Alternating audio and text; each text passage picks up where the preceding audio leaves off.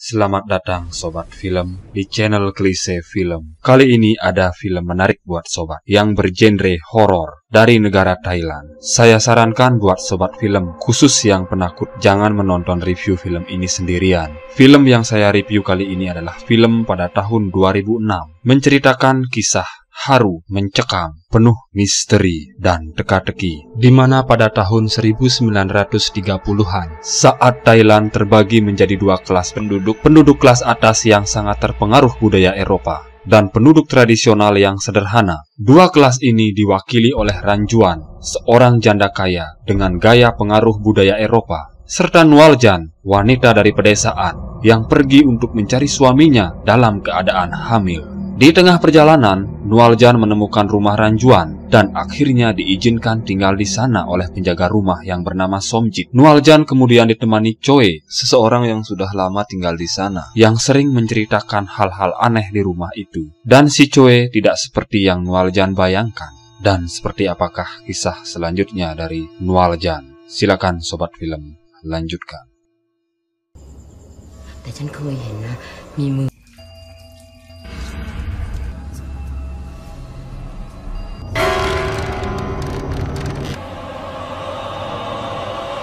คุณชอบฉันไม่ยอมให้ใครไปจากฉันเด็ดขาด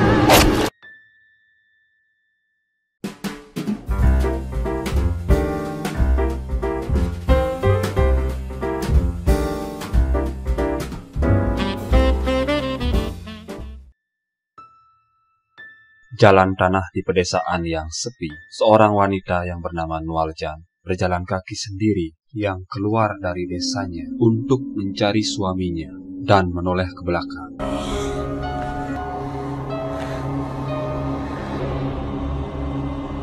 Sampai akhirnya ia menaiki becak yang dikendarai oleh pria tua, berhenti di sebuah rumah kayu dengan membawa barang-barangnya. Ia pun masuk ke dalam, melihat-lihat rumah itu, dan ia seperti diintai oleh seseorang. Saat Nualjan menoleh ke atas, di jendela rumah terdapat bayangan hitam.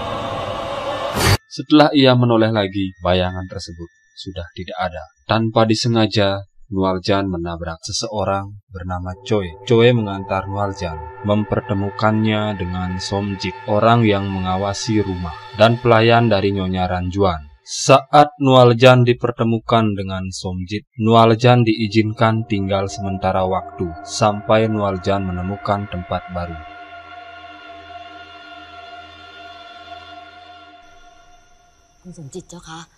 Kamar yang Nualjan tempati bersebelahan dengan kamar Choi, tapi Somjit mengingatkan jangan pernah pergi main-main dekat rumah utama, karena itu tempat pribadi Nyonya Ranjuan, pemilik rumah, dan dia tidak menyukai siapapun ada di sana. Malam harinya, hal-hal aneh mulai dilihat Nualjan. Saat ia mandi, ada sosok yang mengintai, melihat Nualjan dari lubang kayu pemandian.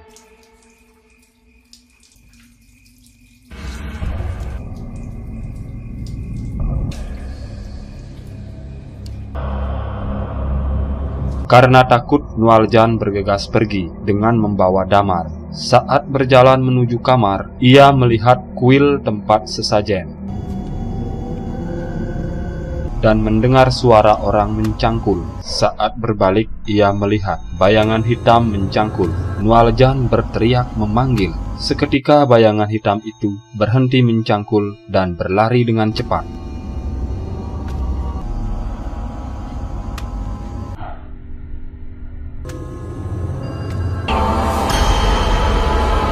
Segera mungkin Nualjan menuju ke kamarnya.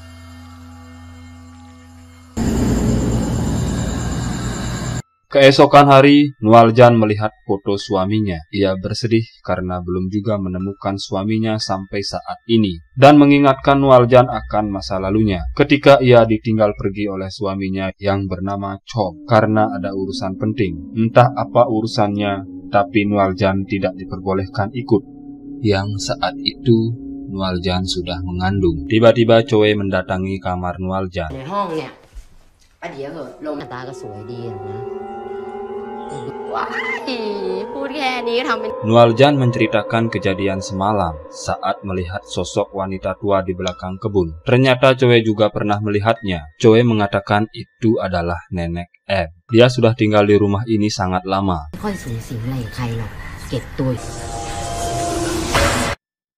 Pada siang hari, Nenek Eb selalu mengunci diri di dalam kamar, tidak pernah berbicara pada siapapun. Dia gila. Nualjan menceritakan juga seseorang yang menggali di kebun pada Choe. Choe pernah juga melihatnya, sampai membuatnya merinding ceritakan ini, terutama di tempat kuil sesajen. Nyonya Ranjuan selalu memberitahu Somjit menaruh persembahan untuk arwah di sana. Anehnya juga semenjak Choe tinggal di sini, ia tidak pernah melihat Nyonya Ranjuan secara langsung. Di tempat kuil tersebut, pada malam hari Choe melihat tangan kurus pucat yang mengambil persembahan di kuil itu. Keanehan tidak terjadi di rumah itu saja. Choe juga mendengar cerita bahwa di pinggir jalan di bawah pohon cemara besar, ada seorang wanita berambut panjang bermain ayunan sendiri. Tapi sebenarnya wanita itu menggantung dirinya sendiri, dan dia berayun dengan tali di lehernya.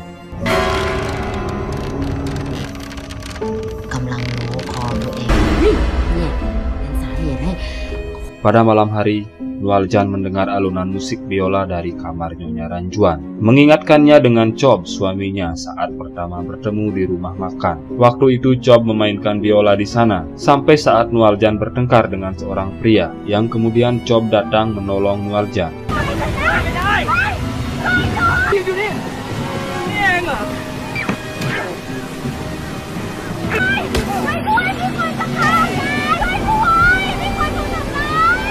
Saat itulah Chob dan Nualjan mulai mempunyai hubungan khusus.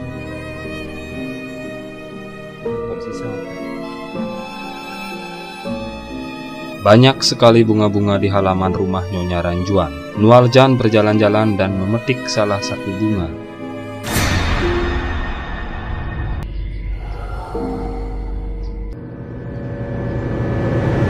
Kemudian ia menaruh bunga yang dipetik di kuil persembahan. Tanpa Nualjan sadari, ia berada di halaman utama, tempat yang selalu dilarang Somjit, dan hampir saja dilihat Somjit.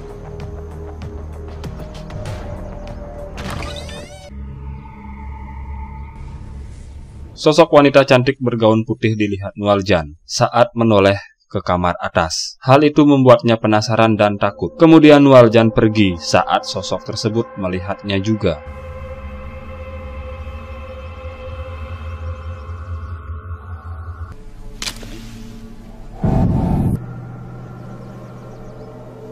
Nualjan yang berjalan tanpa sengaja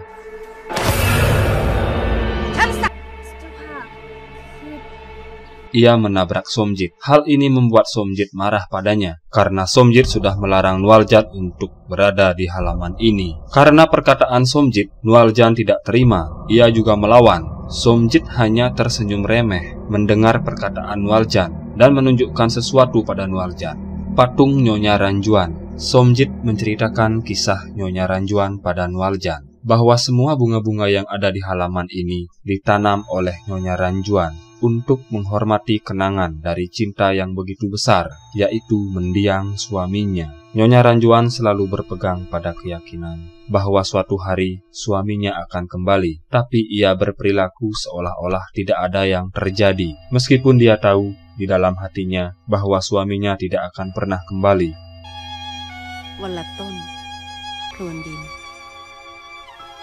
Somjit menceritakan ini agar Nualjan tidak percaya rumor yang disebar orang lain tentang Nyonya Ranjuan. Patung Nyonya Ranjuan berisi tulisan, "Dengan cinta, meskipun kau tidak pernah kembali." Sambil memegang leher, Somjit menanyakan pada Nualjan, "Apakah kamu percaya pada hantu?" Beberapa generasi telah hidup dan mati di komplek ini. Ia sudah berada di sini sangat lama, bahkan sebelum Nualjan lahir. Tentang hantu, mereka benar-benar ada. Terserah kita percaya atau tidak, mereka ada di sini bersama kita.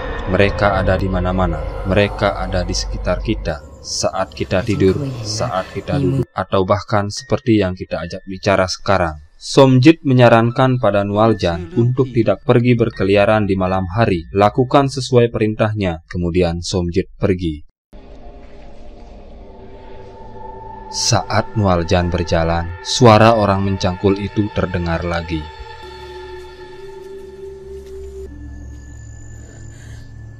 Malamnya, Nualjan dan Choe menceritakan Somjit dan Nyonya Ranjuan. Choe meniru dengan persis perkataan Somjit saat Somjit berbicara dengan Nualjan.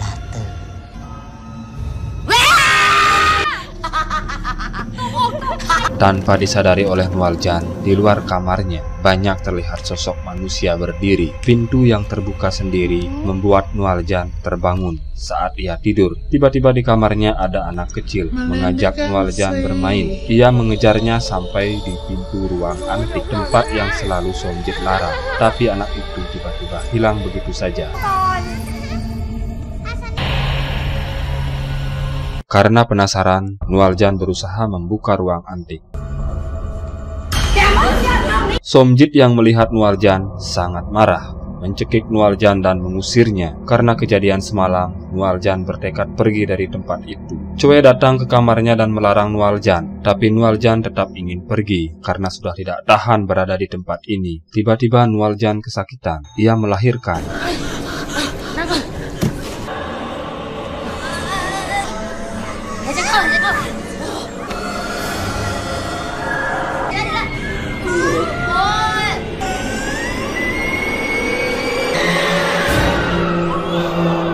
Mendengar teriakan Nualjan, sosok-sosok di sekitar rumah seperti mengintai. Nualjan sangat berterima kasih pada Choe. Choe mengatakan bahwa ia sudah berpengalaman membantu anjing melahirkan, dan Nualjan adalah orang pertama yang ia bantu melahirkan. Ari-ari dan tali pusar bayi ia taruh di gerabah kecil. Choe bicara pada Nualjan, ari-ari bayi tidak boleh dibuang sembarangan. Hal itu bisa mengundang makhluk halus untuk memakannya. Ari-ari bayi harus dikubur. Saat akan membuangnya, Choe kelihatan panik, seperti takut akan ada yang melihat. Dan suara orang mencangkul itu terdengar. Hal itu membuat Choe semakin panik. Segera ia taruh ari-ari bayinya di bawah pohon dan pergi.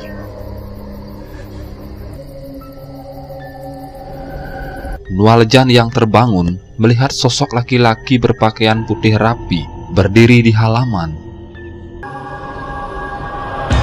Kemudian berjalan ke arah rumah Nyonya Ranjuan. Keesokan pagi, Nualjan yang duduk sambil menggendong bayi ditemani Choe yang sedang menjemur kain putih. Ia menceritakan kejadian semalam. Choe mengatakan kemungkinan itu sebab Somjit melarangnya berada di dekat rumah utama. Kemudian Choe menceritakan semuanya yang ia ketahui tentang Nyonya Ranjuan ini. Nyonya Ranjuan di masa mudanya adalah seorang wanita yang cantik, memiliki suami yang sangat tampan. Mereka sangat cocok. Nyonya mencintainya lebih dari apapun dalam hidupnya. Tapi ketika suaminya meninggal, Nyonya menjadi orang yang berbeda, selalu mengunci diri di kamar.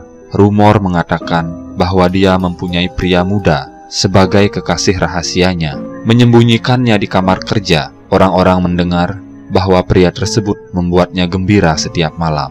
Malam hari, Somjit selalu mengunjungi ruang antik. Ia sendirian dan selalu mengintai. Tapi saat itu terdengar suara lonceng Nyonya Ranjuan. Somjit kaget dan lupa mengunci pintu ruang antik tersebut.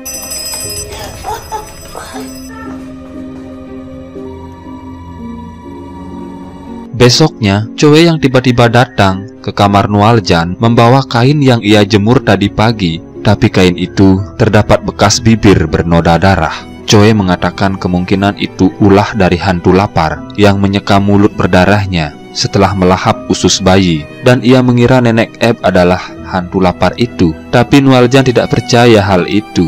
Ia mengatakan Nenek Eb manusia yang sama seperti kita. Dengan serius Choe mengingatkan, hantu lapar itu sangat menyukai bayi yang baru lahir, seperti bayi Nualjan. Kejadian ini hanya sebagai peringatan. Tanpa disangka, Somjit tiba-tiba berada di sini, menyampaikan perintah dari Nyonya Ranjuan bahwa ia ingin melihat bayi Nualjan. Nualjan pun mau membawa bayinya ke kamar Nyonya. Akan tetapi Nualjan tidak diperbolehkan ikut masuk ke kamarnya. Saat itulah pertama kalinya Nualjan melihat Nyonya Ranjuan, itu pun dari belakang tirai. Nyonya Ranjuan sangat iri pada Nualjan karena ia bisa memiliki bayi, dan ia ingin Nualjan membawa bayinya setiap hari pada Nyonya. Somjit pun ditugaskan untuk merawat ibu dan bayinya. Di saat Nualjan akan keluar membawa bayinya, tiba-tiba saja terlihat laki-laki di kamar Nyonya. Seperti yang Chue ceritakan padanya. Siang itu, Nyonya berbicara bahwa Nualjan lebih beruntung darinya karena bisa memiliki bayi. Tapi sayang sekali, ayahnya telah meninggalkannya. Malamnya, Nyonya dan laki-laki yang tiba-tiba muncul di kamarnya, mereka memuaskan hasrat. Tapi di bawah ranjang, sosok tangan manusia menarik gaun Nyonya.